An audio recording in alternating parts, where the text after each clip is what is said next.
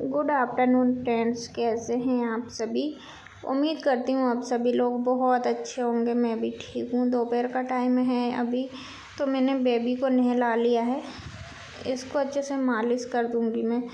अभी क्या है ना, इसको थोड़ी सर्दी जुकाम हो रखी है, तो वैसे मैं इसको डेली नहीं नहलाती हूँ।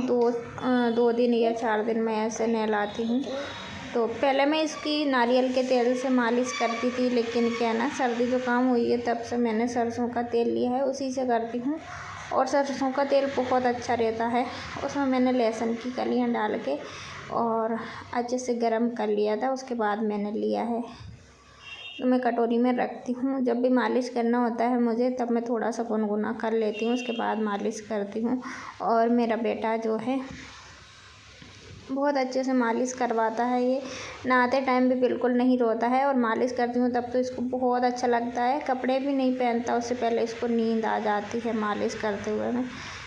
तो इसको मैं सुला दूँगी, मालिश करके अच्छे से सो जाएगा। उसके बाद मैं अपने काम देखूँगी, क्योंकि यहाँ पे अभी कोई नहीं है। मम्मी थी पहले, तो वो चली गई हैं। तो अपना भी काम और बेबी का काम मैं खुद से करती हूँ। और अभी मुझे ज़्यादा टाइम नहीं हुआ है, लगभग 1.5 महीने तो हो गया है, लेकिन फिर भी अभी मैं पूरे तरीके से ठीक नहीं हुई हूँ, क्योंकि मेरी डिलीवरी बहुत ज़्यादा मुश्किल रही है इस बार। बहुत ही ज़्यादा रही है, मैं क्या बताऊँ आप लोगों को। तो मेरा जो है ऑपरेशन हुआ था, तो पहले मेरे 3 ऑपरेशन हो चुके थे, वो तो बिल्कुल नॉर्मल थे। लेकिन इस बार पता नहीं क्या हुआ, मेरे जो है 2 टाँके पक गए थे। तो मैं आपको बता दूं, अंदर से पता नहीं कैसे क्या हुआ था, ऊपर से बिल्कुल साफ लग रहे थे। मुझे पता भी नहीं था कि ऐसा हो जाएगा मेरे साथ। तो थोड़ा सा दर्द लग रहा था। जिस हॉस्पिटल में मेरा ऑपरेशन हुआ था, वहाँ से हमने डिस्चार्ज ले लिया था। फिर हम घर पे नहीं आए थे, दूसरे हॉस्पिटल में मुझे एडमिट करवाया गया। तो वहाँ पे मुझे 6 दिन रखा गया, लेकिन कुछ भी नहीं हुआ वहाँ पे। मुझे लगा ठीक हो गया, डॉक्टर ने भी डिस्चार्ज कर दिया। फिर 11वें दिन हम घर पे आ गए, तो फिर पानी सा निकलने लगा टाँकों से, थोड़ा सा पतला पतला सा। तो फिर उसके बाद मैंने फिर से डॉक्टर को दिखाया, तो उन्होंने बोला कोई दिक्कत नहीं है, ठीक हो जाएगा। तो फिर हम वापस से घर आ गए, और फिर 4 दिन मैं यहाँ पे रुकी थी अपने घर पे। फिर मम्मी गांव पे लेके चली गई, हम लोग गांव पे चले गए थे। तो 2 दिन वहाँ पे रुके। उसके बाद पता नहीं अचानक से ना बहुत सारी मवाद निकली मेरे जो है टाँके से। फिर हम रात को ही वापस वहाँ से गुनाह के लिए आ गए। फिर हम घर पे नहीं रुके, यहाँ पे फिर से दूसरी हॉस्पिटल में मुझे एडमिट करवाया गया। तो वहाँ पे फिर मैं रुकी 7 दिन। 7 दिनों में मेरा जो है बहुत अच्छे से वहाँ पे देखा गया, और जो जिस जगह से मवाद निकल रहा था उस जगह को और ज़्यादा करके उन्होंने कट लगा दिया, और बहुत जगह बना के, और जो भी अंदर मवाद थी वो निकाला गया, और सफाई वगैरह की। तो मतलब कि बहुत ज़्यादा मुश्किल हुआ है, और बेबी को भी मैं देख नहीं पा रही थी उस टाइम पे, तो बहुत ज़्यादा प्रॉब्लम हो रही थी। तो इस तरीके से बहुत ज़्यादा परेशान हो गई थी। बेबी भी मेरा बहुत ज़्यादा कमज़ोर हो गया था, इसको NICU में भी रखा गया था।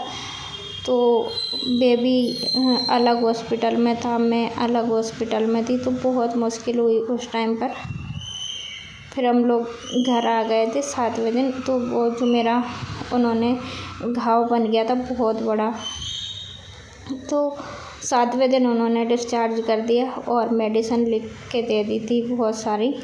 तो फिर हम एक दिन छोड़ के ड्रेसिंग करवाने के लिए जाया करते थे हॉस्पिटल में। तो वो धीरे धीरे लगभग उसको 1.5 महीना लग गया ठीक होने में। अब तो ठीक हूँ, लेकिन क्या है ना, बहुत ज़्यादा मुश्किल रही है मेरी प्रेगनेंसी से लेकर डिलीवरी तक का टाइम जो है मेरा बहुत ज़्यादा ही मुश्किल था। तो मेरा बेबी अभी भी थोड़ा सा कमज़ोर है, क्योंकि इसको भी प्रॉपर तरीके से मैं फीड नहीं करा पा रही थी, और अपना भी नहीं हो पा रहा था मुझसे, तो मैं तो है ना 1 महीना तो मेरा ऐसे रोते रोते निकल गया। तो मुझे बहुत ज़्यादा डर लगता था, पता नहीं क्या हो जाएगा मेरे साथ, बच्चों का क्या होगा। तो यही मेरे मन में आया करता था। फिर जैसे ही थोड़ा अच्छा फील हुआ तो मुझे अच्छा लगने लगा। तो टाइम तो बहुत लग गया है, पता नहीं क्या हुआ था ऐसा, मुझे समझ में अभी कुछ भी नहीं आ रहा था। 3 हॉस्पिटल मैंने चेंज कर दिए। जब तीसरे हॉस्पिटल में जाकर मैं ठीक हुई हूँ तो सभी लोग बहुत ज़्यादा परेशान हो गए थे। बच्चे भी घर पे अकेले रहते थे, मम्मी पापा सब लोग हॉस्पिटल में, पापा भी गांव पे अकेले थे और यहाँ पे मम्मी मेरे साथ में थी। और घर पे बच्चे अकेले ही रहते थे, उनके पापा जो है हॉस्पिटल में चले जाया करते थे, बस रात को बच्चों के पास आते थे। तो इस तरीके से हमारा टाइम निकला है। बहुत मुश्किल रहा ये टाइम, ऐसा टाइम मैंने कभी नहीं देखा अपनी लाइफ में। तो और भगवान ना करे ऐसा किसी के साथ भी हो। तो मेरी बेटियां जो है अकेली घर पर रोती थी, उनको भी पता नहीं था कि मम्मी को क्या हुआ है क्या नहीं हुआ है। तो हॉस्पिटल में जाती थी तो थोड़ी बहुत देर रुकती और वहाँ से फिर वापस घर आ जाती है। मनु तो मेरी बहुत ज़्यादा रोती थी, बहुत ज़्यादा। वो अकेले में बैठ के रोती थी तो मुझे बहुत ज़्यादा बुरा लगता था और मैं भी बहुत रोया करती थी। मुझे ऐसा लगता था कि पता नहीं क्या हो जाएगा मेरे बच्चों को, कैसे क्या करूँगी मैं। तो छोटा बेबी अभी ठीक है, मैं भी ठीक हूँ फ़िलहाल तो, लेकिन बहुत ज़्यादा टाइम लग गया। उसके बाद मैंने वीडियो लेके आई हूँ आप लोगों के लिए, तो प्लीज़ सपोर्ट ज़रूर बनाए रखिएगा। बहुत मुश्किल रही मेरी प्रेगनेंसी से लेके डिलीवरी तक का टाइम, मेरा बहुत ज़्यादा मुश्किल रहा इस बार। पहले डॉक्टर ने मुझे सजेस्ट किया था पहले भी, यहाँ का ऑपरेशन हो जाएगा चौथा, लेकिन चौथी बार मेरा ऑपरेशन हुआ है। तो ऑपरेशन तो हो जाएगा, लेकिन मेरे जब 2 महीने की प्रेगनेंसी थी तब से उन्होंने बेड रेस्ट के लिए मेरे से बोल दिया था। तो उस टाइम पर मुझे ज़्यादा प्रॉब्लम नहीं थी, तो मैं घर के काम किया करती थी। फिर जैसे जैसे टाइम बढ़ता गया तो मेरी भी बॉडी में ना बहुत ज़्यादा सूजन आ जाती थी, फिर थोड़ी कम हो जाती, फिर बहुत ज़्यादा हो जाती। इस तरीके से मेरी प्रेगनेंसी चलती रही। मैं डॉक्टर को बोलती थी, वो बोलती हैं कि वो तो नॉर्मल सी है, चलती रहेगी, जब आपकी डिलीवरी हो जाएगी उसके बाद सूजन अपने आप कम हो जाएगी। तो ऐसा ही हुआ मेरे साथ, लेकिन लास्ट टाइम आते आते तो बहुत ज़्यादा हो गई थी। तो मुझसे ना तो उठने के, मैं नीचे बैठ जाती थी तो मुझसे उठने के लिए उठना भी नहीं बनता था कि मैं उठ भी नहीं पाती थी। इतनी प्रॉब्लम मुझे फेस करनी पड़ी इस टाइम पर। लेकिन अब मैं बहुत खुश हूँ कि मेरा बेबी मेरे पास है और भगवान ने मेरी सुन ली कि मेरे 3 बेटियाँ थी पहले से और अभी मेरा बेबी बॉय है। तो इनको भी बहुत ज़्यादा खुशी है बच्चों को कि हमारा छोटा भाई आया है। तो मैंने इतना बड़ा रिस्क अपने लिए, अपने बच्चों के लिए लिया है, क्योंकि मैं भी सिंगल हूँ, मेरे कोई भाई नहीं है, मम्मी भी नहीं है। मैं बचपन में बहुत छोटी थी, 2 साल की लगभग, तब मेरी मम्मी मुझे छोड़ के चली गई इस दुनिया में अकेले। तो मेरी नानी लोग बताते रहते हैं कि मैं 2 साल की थी और मम्मी को पता नहीं कुछ बीमारी कुछ हुआ था ऐसे, तो वो मुझे छोड़ के चली गई। तो फिर मैं नानी के पास रहती थी, तब मैं छोटी थी, तब से मेरी नानी ने मुझे रखा था। और अब मुझे ऐसा लगता था कि मेरे भी भाई नहीं हैं, जिनके भाई नहीं होता है वो खुद अपने आप समझ सकते हैं। तो मुझे ऐसा लगता था कि मेरे बच्चों के कम से कम एक भाई तो हो। मेरी 3 बेटियां थी, इसलिए मैंने इतना बड़ा रिस्क लिया था। और सभी लोग ताने भी देते थे कि एक बेटा तो होना चाहिए, होना चाहिए। तो यही वजह थी मेरी इतना बड़ा रिस्क लेने की। बाकी कोई ऐसा कुछ नहीं है कि बेटियों को मैं इतना नहीं मानती हूँ, बेटियों को मैं बहुत ज़्यादा मानती हूँ, लेकिन उनके एक भाई भी होना ज़रूरी था, तो वो मुझे मिल गया है। भगवान की कृपा से मुझे सब कुछ है मेरे पास।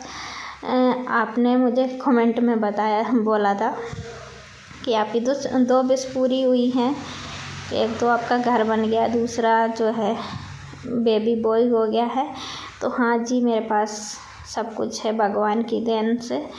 घर भी बन गया मेरा, और सबसे ज़्यादा खुशी मुझे अब हुई है कि मेरा बेबी बॉय हो गया है, क्योंकि इसकी कमी मुझे महसूस होती थी कि बेबी बॉय होना बहुत ज़रूरी है।